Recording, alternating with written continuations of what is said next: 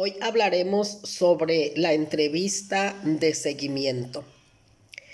Aunque es cierto que la prescripción más importante en un caso determinado es la inicial, se debe comprender que tiene la misma importancia ser capaz de interpretar tan correctamente la respuesta del paciente al remedio original. Parece más sencillo que el homeópata aborde la visita de seguimiento como un sencillo asunto de decidir si el paciente ha respondido o no a la prescripción inicial. Si el paciente expresa satisfacción, el prescriptor deja escapar un suspiro de alivio y recomienda confiadamente la más común de las prescripciones homeopáticas: esperar. Si por el contrario el paciente no se muestra satisfecho y parece haber sucedido pocas cosas, el homeópata desciende a la tarea de tratar de decidir una prescripción mejor. Aunque la primera prescripción es la más importante de las adoptadas en homeopatía, la prescripción de seguimiento muy probablemente sea la más difícil. Las entrevistas de seguimiento implican juicios más complejos. ¿Está verdaderamente mejor el paciente? ¿Está produciendo el remedio la respuesta deseada? ¿O se ha producido o aparecido de forma solo parcial? Son preguntas importantes que habría que analizar. Una vez analizadas y conociendo la respuesta a la prescripción inicial, entonces, ¿cuál es el verdadero pronóstico del paciente?, se pregunta el homeópata. ¿Se debería administrar un remedio en este punto o se debería cambiar la potencia? O quizá debemos esperar un poco más. Quizá está claro que el paciente no ha tenido una respuesta adecuada al remedio original. En tal caso, ¿es la imagen actual del remedio suficientemente clara para realizar otra prescripción? ¿O debería transcurrir más tiempo para permitir la aparición de la verdadera imagen? Todos esos son cuestionamientos importantes. Se puede decir que la visita de seguimiento, incluso más que la entrevista inicial, exige más conocimiento, más sensibilidad y más juicio por parte del homeópata. El tema más importante durante la visita de seguimiento es qué está sucediendo en realidad. Para este juicio se necesita un profundo conocimiento de la teoría homeopática y en muchos casos, en una pregunta difícil de responder, solo tras decidir sobre la respuesta adecuada, el homeópata puede optar por esperar o administrar otro remedio. Si parece necesario otro tratamiento, se debe decidir si será el mismo u otro remedio, o bien si es necesario cambiar la potencia. También el paciente se enfrenta a nuevos retos durante la visita de seguimiento.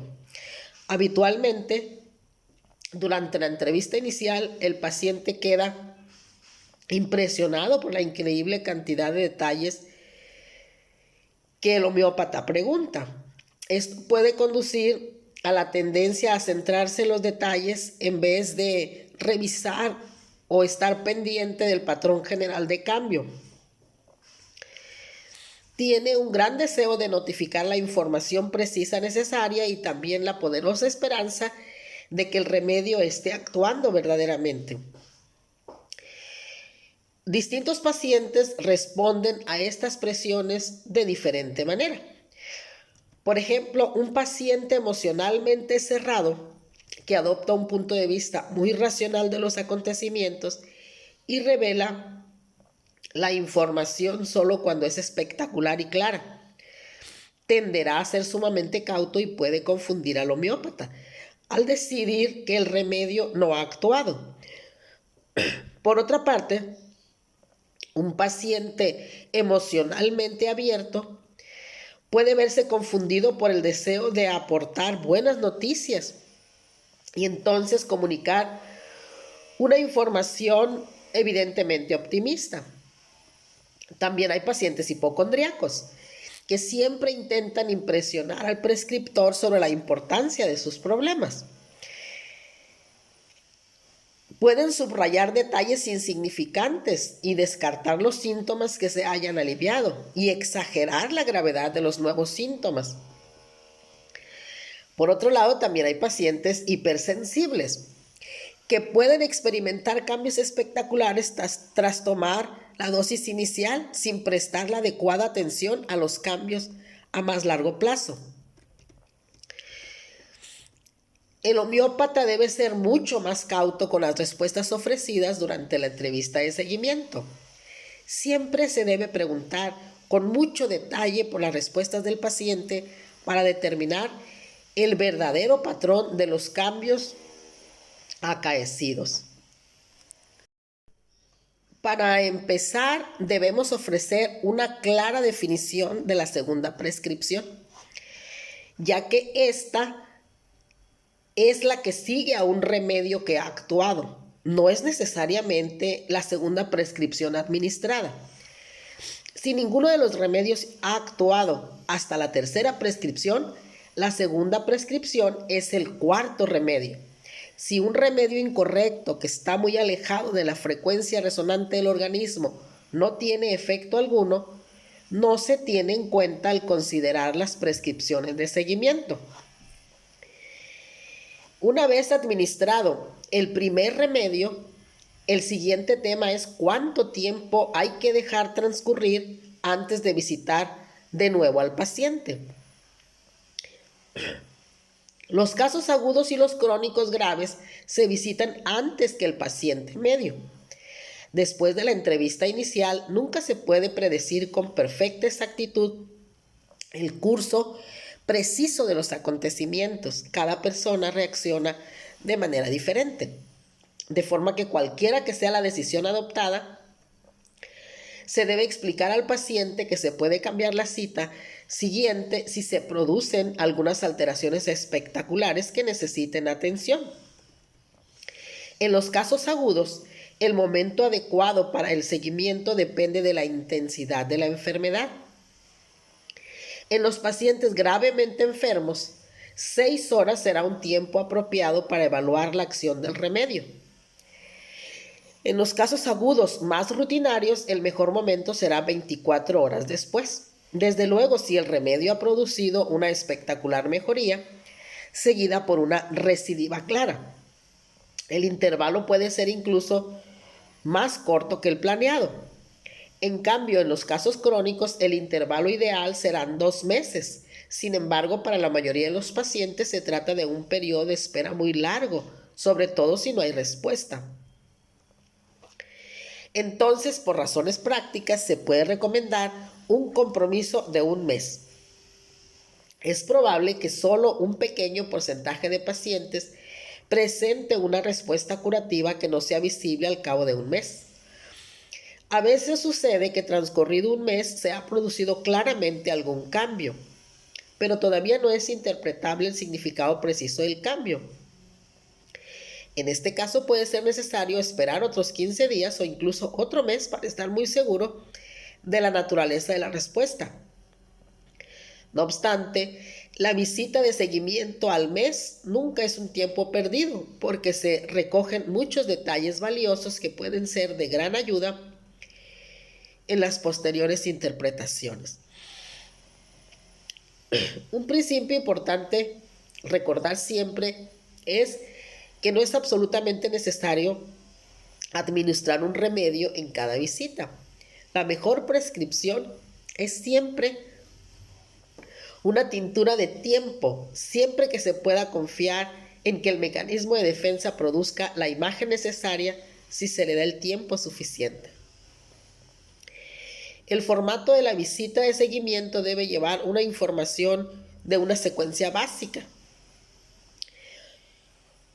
En primer lugar, cómo se siente el paciente en general con el remedio. Luego, enseguida, ¿se ha afectado el grado de energía? Continuamos con los detalles. ¿Se ha producido algún cambio en la dolencia física principal que fue el motivo de consulta? Luego se revisan los cambios que se han producido en los planos mental y emocional.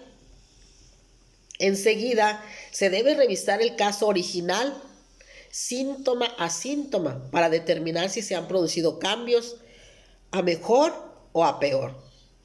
Se debe preguntar por cualquier síntoma nuevo y luego el paciente debe tener siempre la oportunidad de elaborar más los síntomas previamente descritos, dar más detalles, pues.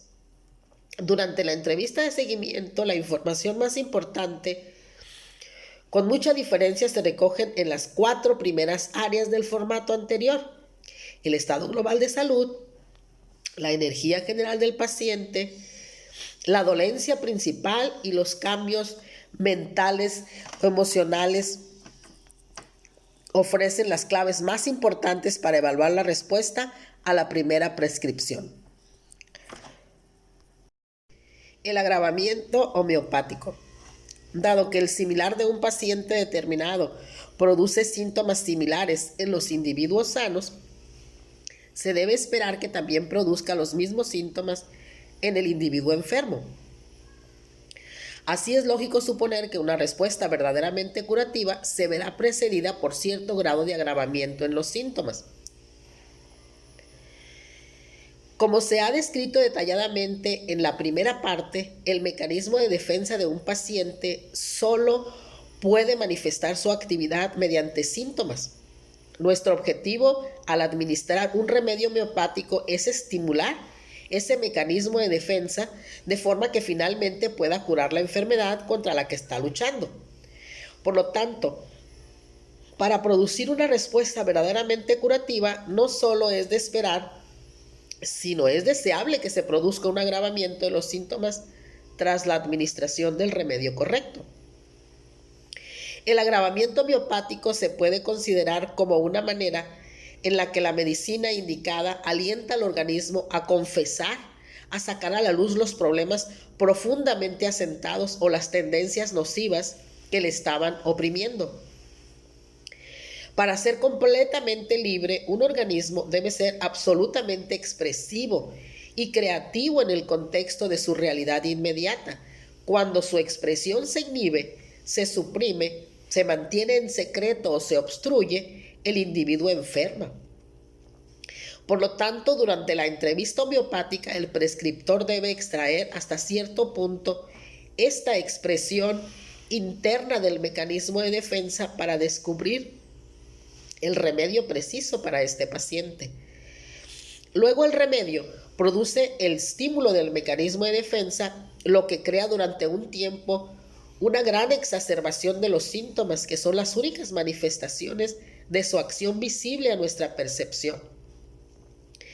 De esta manera se puede comprender fácilmente que, en especial en los casos crónicos, son deseables los agravamientos homeopáticos. Otra circunstancia en la que se debe ser cauto sobre las agravaciones homeopáticas es el caso patológico grave con una potencia constitucional gravemente debilitada. En estos casos, la curación real es posible dado que hay suficiente potencia para producir un agravamiento, pero su tratamiento requiere de la máxima habilidad y experiencia del homeópata.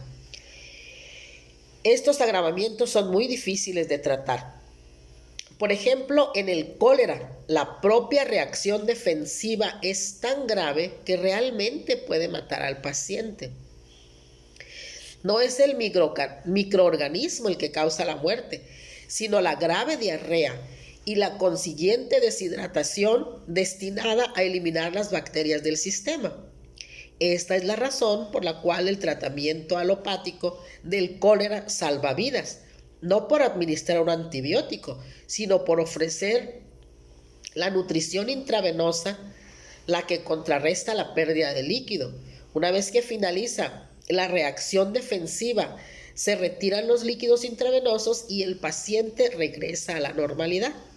Finalmente, estas observaciones culminaron en la regla formulada por Constantin Hering, en la forma de la ley de Hering, que dice: la curación cursa de arriba a abajo, de adentro a afuera, de los órganos más importantes a los menos importantes y en el orden inverso a la aparición de los síntomas. A esto se le podría añadir un importante corolario. La curación cursa mediante la mejoría de los planos internos, junto a la aparición de una secreción o una erupción de la piel o de las membranas mucosas. Esta elaboración de la ley original no añade nuevos conceptos, pero hace más vívido el tipo de cambios que se producen durante el proceso de curación, mismos que debemos estar pendientes y muy conscientes quienes estamos prescribiendo. Muchas gracias.